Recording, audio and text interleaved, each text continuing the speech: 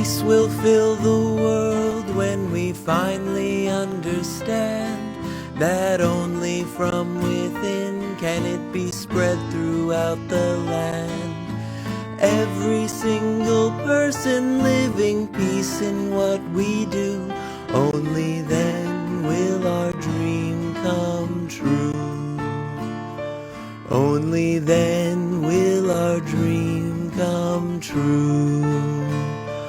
Only then will our dream come true. Good morning, friends. I'm Leona Evans, minister at Unity of San Luis Obispo, an inclusive, progressive, spiritual community affirming the good in all life. Welcome to our Sunday morning live stream. Welcome to our Sunday morning in-person service in San Luis Obispo at the Senior Center. We hold in-person services there every week at 10 a.m. And so we encourage you, if you live in the area, to come and see our service in person. So today is going to be an exciting experience. I have what I consider earth-shaking information to share with you in a very positive way. And so let's take a moment now to just relax and get ready for our time together. During this time, we are going to talk about and learn about the tremendous gifts of the Spirit that we were endowed with. We believe that there is one presence and one power in all of the universe, God, the good, everywhere present, the only power, the source of all life. Therefore, each of us, created by this same power, is inherently good, and we are an aspect of that power, just as the drop of water is to the ocean. We are made of the same powers and abilities. And the more we look within and the more we affirm the presence and power of God as unconditional love, life, and wisdom, the more able we will be to integrate that wisdom into our own lives. So, let's take a deep breath, relax ourselves, become comfortable right where we are, relax our shoulders, lay aside busy thoughts, and let us affirm our invocation statement together. I am now in the presence of pure being, immersed in the Holy Spirit of life, love, and wisdom. Once again, I am now in the presence of pure being, immersed in the Holy Spirit of life, love, and wisdom.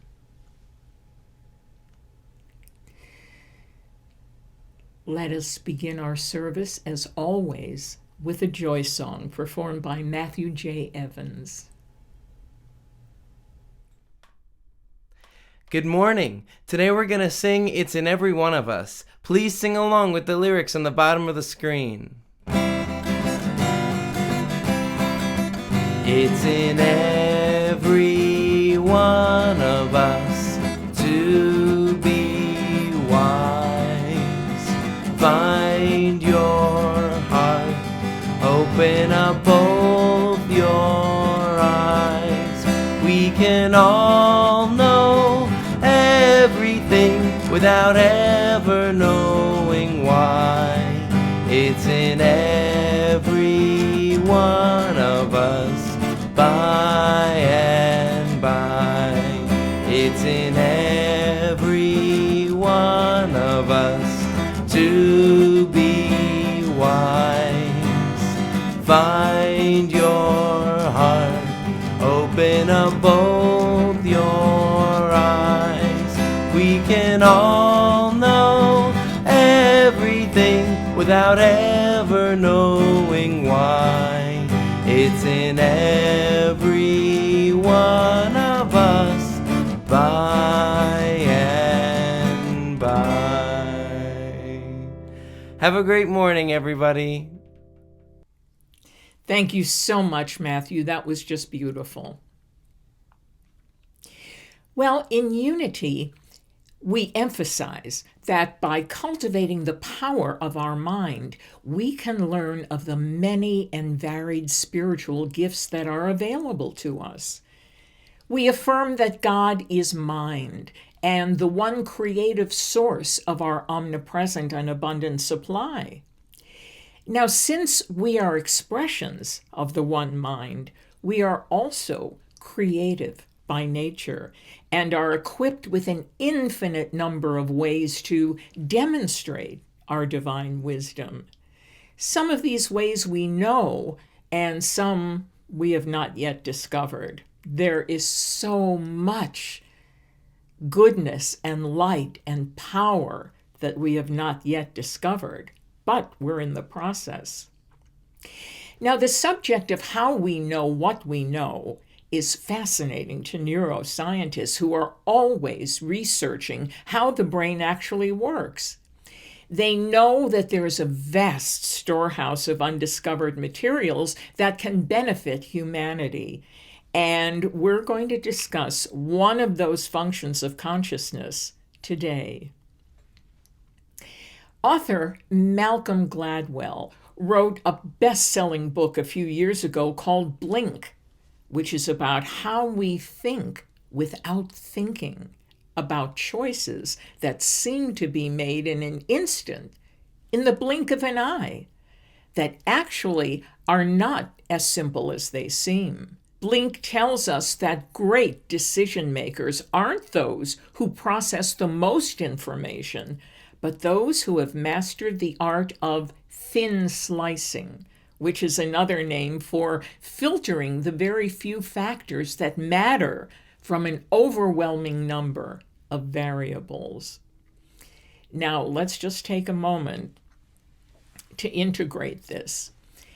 Gladwell is telling us that we live in an information age that sometimes boggles us with facts that have really nothing to do with the answers we're looking for, but we seem to be addicted to having more facts. Unfortunately, and I've seen this happen many, many times, the facts that we're supposed to learn seem to overtake the subject that we're supposed to be learning about. And the conversations fly off in a variety of ways. And when we're working with a board or working with a committee, this can be very frustrating. We're looking for an answer. But again, the storehouse of information is so wide, and our consciousness is still insecure about what abilities we have. So we think that our best bet to stay out of trouble is to accumulate as many facts as we can, often overlooking or sometimes forgetting the basic topic that we were working on. So Gladwell tells us a true story that illustrates this point. It was about an art dealer who approached the Getty Museum in Los Angeles in 1983 with a marble statue that he said was dated from the 6th century BCE. It was called a kouros, a 7-foot statue of a young male. Now, since there are only about 200 of them in existence, and most of them have been recovered from archaeological digs badly damaged, this promised to be a real find because it was almost perfectly preserved. The art dealer wanted $10 million for the statue. Well, the Getty Museum executives moved very cautiously and began a thorough investigation of the statue. The legal department received a sheaf of documents which showed the history of who owned the statue during which period of time. Geologists came to the museum and spent days and weeks examining the statue with high-resolution stereo microscopes and all other tests to determine its origin. Finally, after a year and a half, the scientists determined that it was really thousands of years old and not some contemporary fake. After 14 more months of investigation, the Getty agreed to buy the statue. The New York Times printed the story on the front page, and it was celebrated as a great find. However, as other experts from around the world came to view it, there were other reactions. One expert said she felt an intuitive repulsion when she first saw the statue and highly recommended that the Getty not purchase it. The former director of the Metropolitan Museum of Art said the first word that came to him when he saw the statue was fresh. He strongly advised the Getty to get their money back.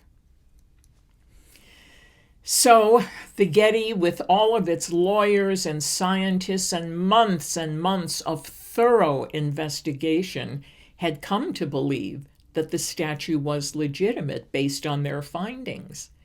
However, there were a few other experts, just by looking at the same statue for less than 2 minutes, who immediately sensed that something was very wrong. Well, after more investigation and more time spent in researching, it was eventually determined that the statue was most likely a fake. So the big question is, how did some of the experts know it was a fake within seconds, and others, the majority of others, who determined it wasn't after much study? We're going to take a look at that answer and some other issues when we come back from listening to some beautiful music from Brett Mitchell and Matthew J. Evans. Here is a song I heard on a Turner Classic Movies special, repeat of a 1975 special with Doris Day, a Doris Day special. And her special guest was John Denver. And they sang this song called Walking in the Sunshine. And I just found out a couple of weeks ago that that's a Roger Miller song. And he had the bigger hit with it, I guess. Anyway, here it goes. Walking in the Sunshine. 1, 2, 1, 2, 3, 4.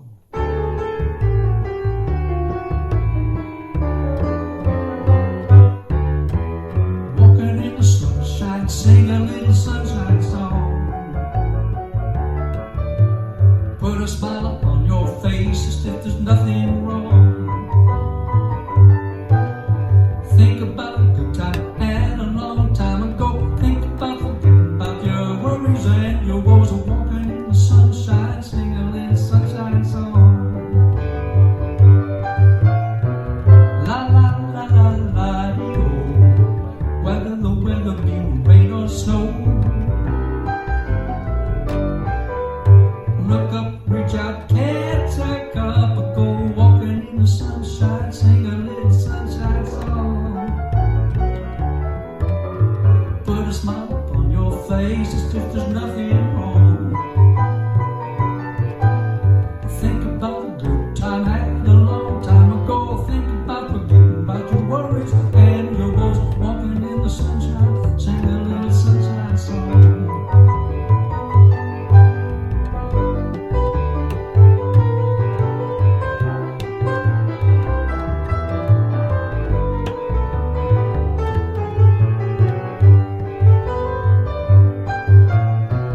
La la la la la dee-oh.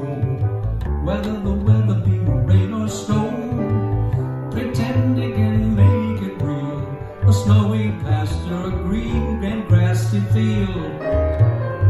Walking in the sunshine, little sunshine song. Put a smile upon your face as if there's nothing wrong. Think about a good time and a long time ago. Think about forgetting about your troubles and your woes. Walking in the sunshine, sing a little sunshine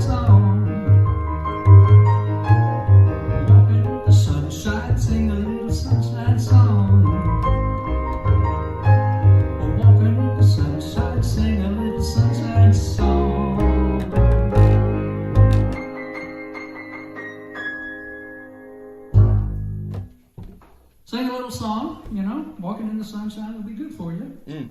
You'll like it. Oh, Isn't yeah. it a fun song? Oh, I love it. That's a great song. So cool. It is a fun song. Yeah. Roger Miller, we missed you, boy. Thank you so much, Brett Mitchell and Matthew J. Evans. What a lovely, heartfelt song to brighten up our day. Thank you. Beautiful job.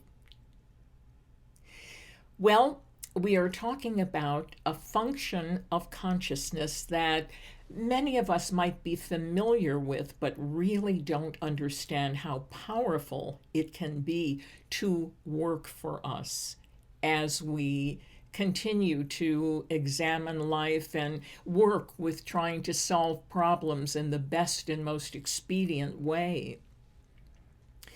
So we talked about an archaeological find that the Getty Museum took a couple of years and all due diligence of study and research to try to figure out if it was legitimate. And we're also talking about two of the leading experts of the world in art and archaeology who knew within a moment that it was a fake.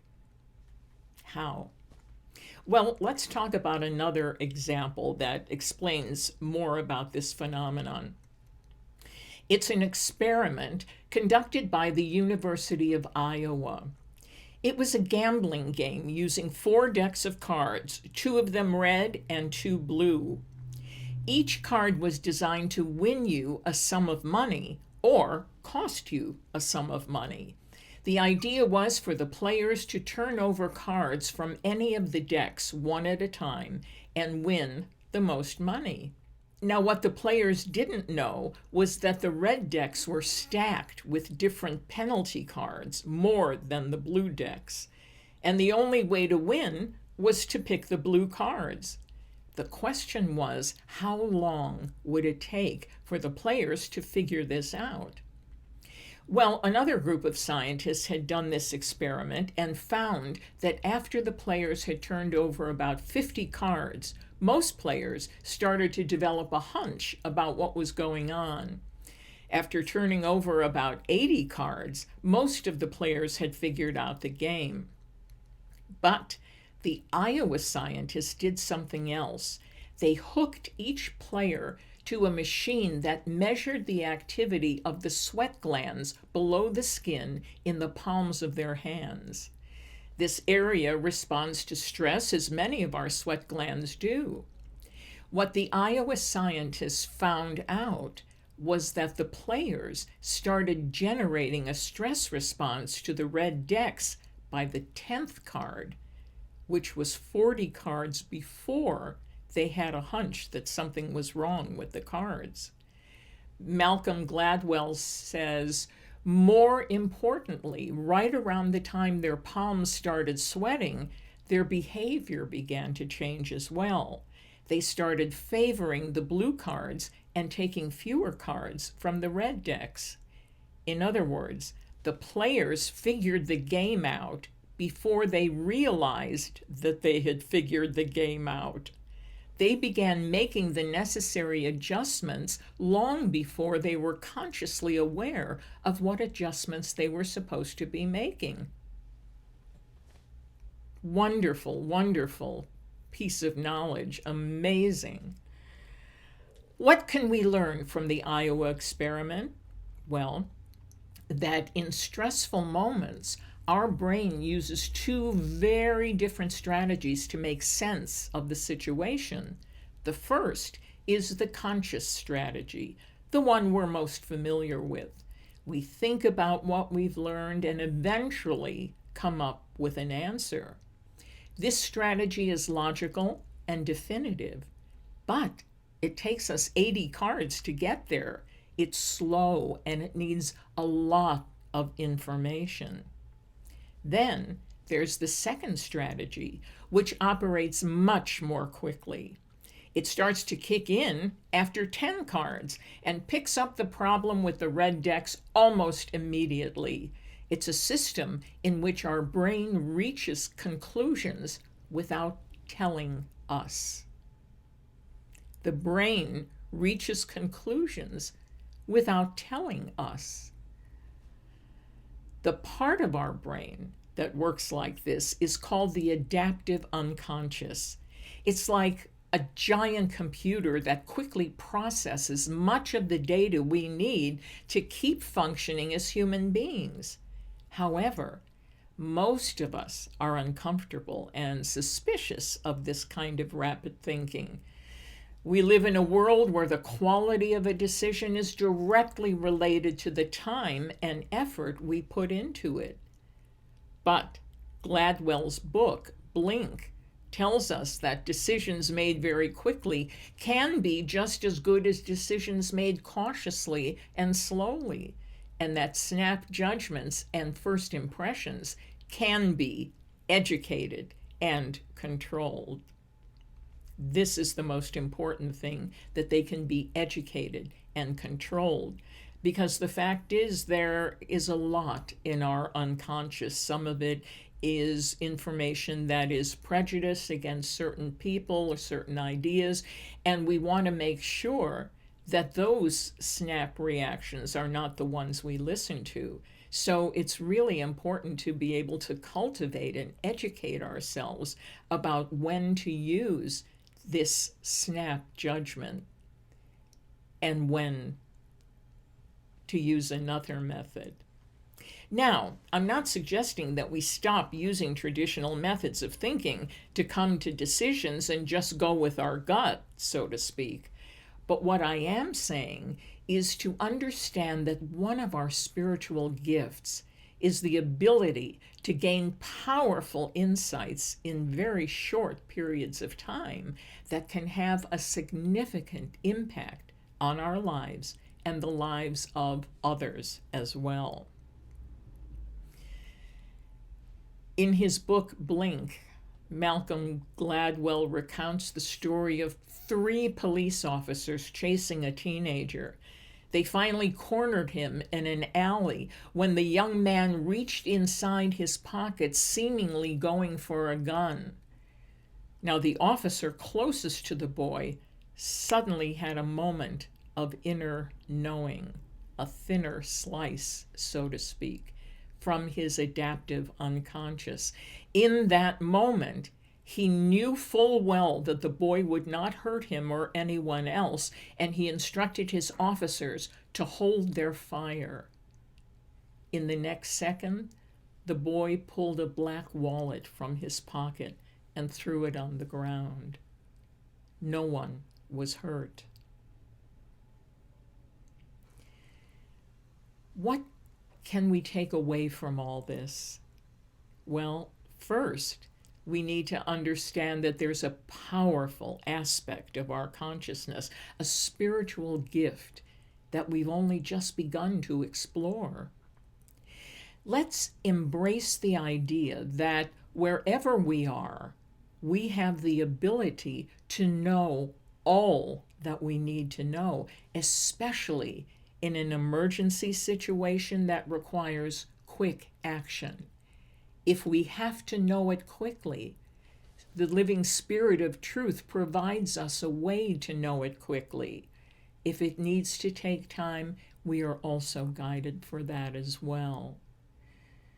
That there is such a thing as information overload when we become paralyzed and lose sight of what we were trying to figure out helps us understand that there's a need to go to the adaptive level, to take a thinner slice, to understand that there is knowledge inherent within us that will support that thinner slice in an instant, in the twinkling of an eye, in the blink of an eye. So this is another way that we can feel the presence of God within us, always. To never say, I was just called upon to do something that I don't know how to do, and I don't know how to do it. Instead, to say, there is something I've been called upon to do that I never knew before and don't have any background on that I know of, but I'm going to do it because the living spirit of truth indwells me and I can figure it out in the blink of an eye.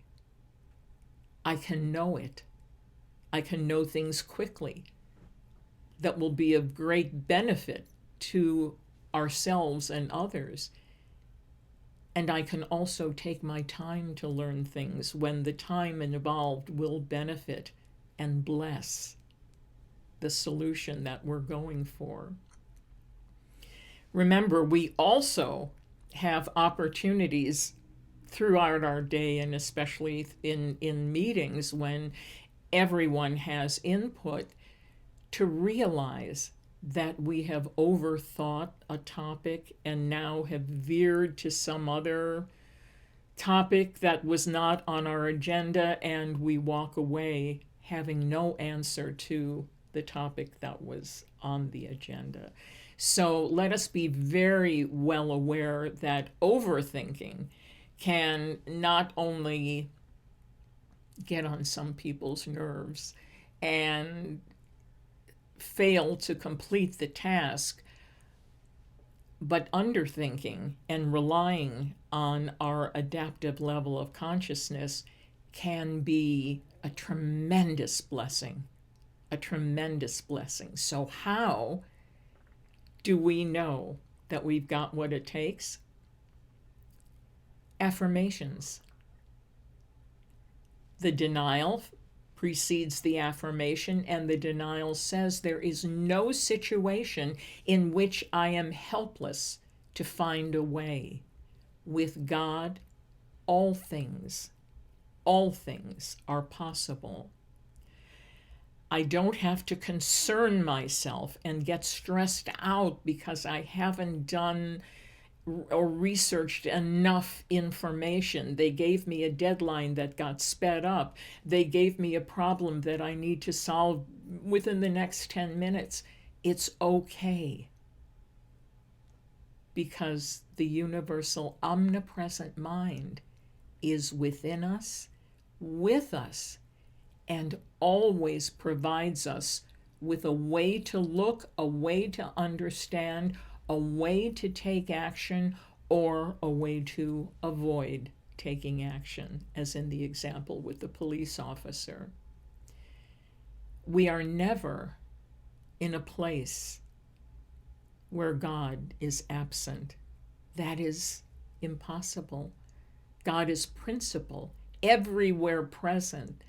And as we continue to develop our functions of consciousness, we will learn more about how to effectively take charge of certain aspects of our consciousness that will help us immeasurably as we continue to evolve into more complex forms of being.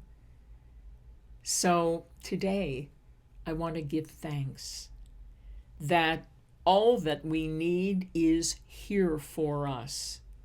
I never have to believe, we never have to believe that we don't have a source to turn to, because the Spirit of God, universal omnipresent mind, is always there, always present. And we need to take time in the silence, in the quiet, to think about how we can cultivate this divine intuition within us so it becomes a blessing.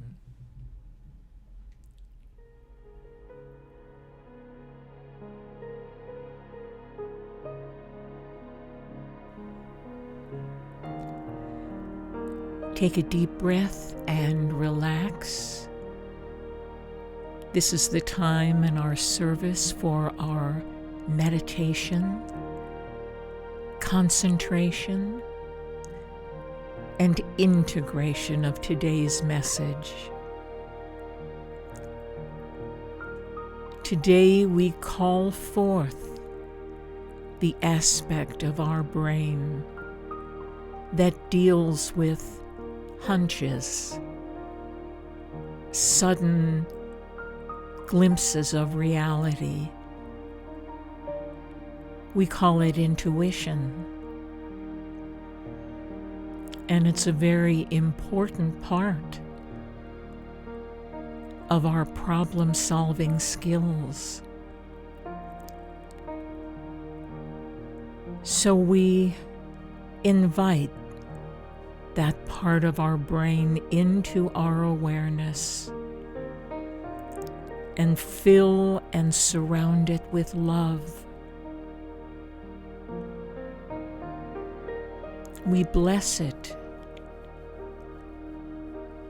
and we give thanks for the many ways it has worked in our lives.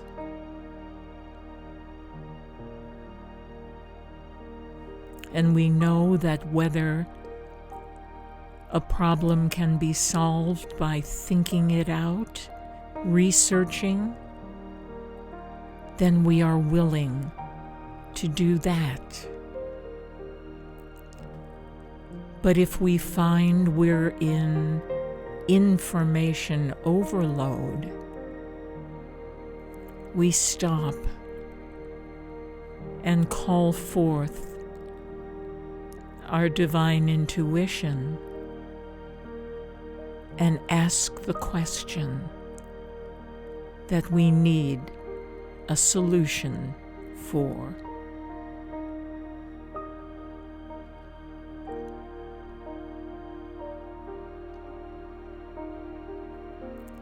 We give thanks that we are functioning at the optimum of our abilities in relation to thinking, sensing, intuiting important information. And so we say thank you. Thank you. I have all that I need to do what needs to be done by me.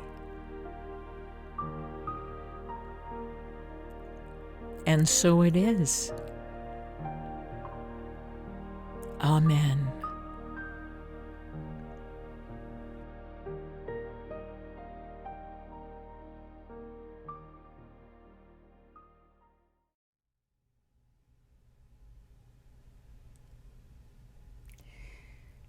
This is the time in our service where we bless our tithes and offerings that we would share with Unity of San Luis Obispo.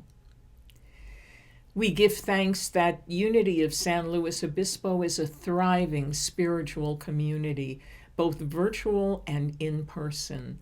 We are mighty to attract our good and to share our good with others.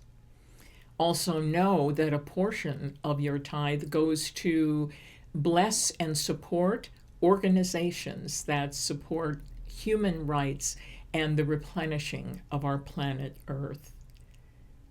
Also keep in mind that what you give, you receive 30, 60, 100-fold, because this is the law of attraction. Let's speak the words of our prosperity statement together. Divine love through me blesses and multiplies all that I give and all that I receive. Here's a fast little ditty from 1947. It's a theme you might recognize. If I mention the name Walter Lantz, that might ring a bell. But it's written by George Tibbles and Ramey Idris. It's just simply titled Woody Woodpecker. Okay, let's see how it goes. All right. We're going to swing it though, of course. Sounds good. 1, 2, 1, 2, 3.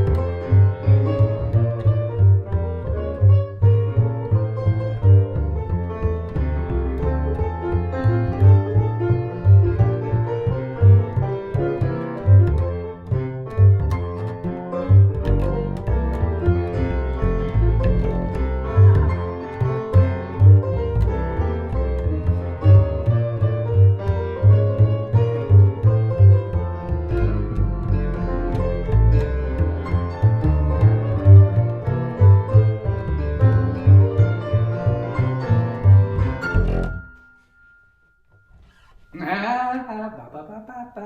Well, I can't do it as good as Walter Lance's wife was the voice, and she just did it perfect. Yeah. Oh well. I love it.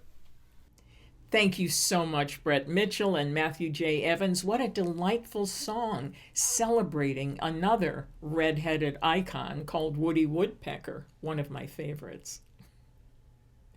Let's sing our peace song, shall we?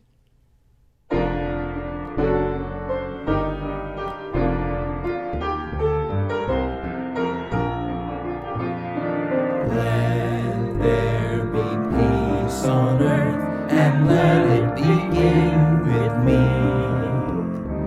Let there be peace on earth, a peace that was meant to be. With God as creator, united all are we. Let us walk with each other in perfect harmony. Let peace begin with me. Let this be the moment now. With every breath I take, let this be my joyful vow. To take each moment and live each moment in peace eternally. Let there be peace on earth, and let it begin with me.